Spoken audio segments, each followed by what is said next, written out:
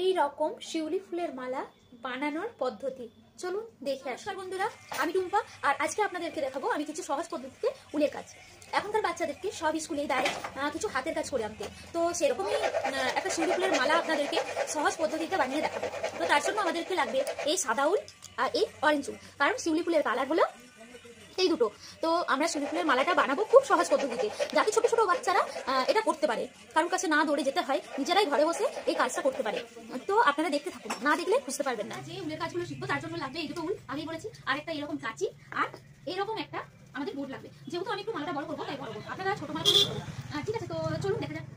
সাদা উলটা আমরা প্রথমে পেঁচিয়ে নেব 25 পাকের মতো। 25টা দেওয়ার পর আমি উলটা কাটবো না, তার উপরে 12টা অরেঞ্জ দিয়ে দেবো, তারপরে অরেঞ্জটাও কেটে দেবো, তার উপরে আবার সাদাটা দিয়ে পেঁচিয়ে নেব প্রায় 25টা। প্রথমে 25টা দিয়েছিলাম, তারপরে আবার 25টা। তারপরে ছোট ছোট সাদা উলগুলো কেটে এইভাবে বেঁধে নেবো, কারণ সাদা উলগুলো দিয়েই বাঁধতে হবে। বাড়তি যে উলটা আছে আপনারা সেই উলটা ছোট ছোট পিস করে এইভাবে কেটে নেবেন, তারপরেই কিন্তু বাঁধতে শুরু। বাঁধা পুরো কমপ্লিট হয়ে গেল। কেমন হয়েছে বাঁধাটা? এইভাবে বেঁধে এরপরে আপনাদেরকে কাটার সিস্টেমটা দেখাবো। তো এইভাবে কাটতে হবে, শুধু সাদা অংশটা কাটতে হবে, গোল করে পুরো সাদাটা কাটতে হবে। অরেঞ্জটা কাটা চলবে না, অরেঞ্জটাই পুরো মালাটাকে ধরে রাখবে, সেভাবেই সুন্দর করে ধীর স্থির করে পুরো মালাটা কাটতে হবে। তো আমি কেটে নিচ্ছি, আপনারা দেখুন আমি কিভাবে কাটছি।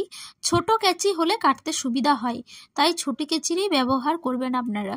তো এইভাবে আমি গোল করে পুরো সাদা অংশটা কেটে নিয়েছি। লাস্টে যদি ছোট বড় কাটা হয় একটু ফিনিশিং দিলেই সুন্দর লাগবে, খুব সুন্দর লাগবে মালাটা। তো আমার মালা পুরো রেডি। কেমন হয়েছে আপনারা দেখুন, 1 হাত শিউলি ফুলের মালা।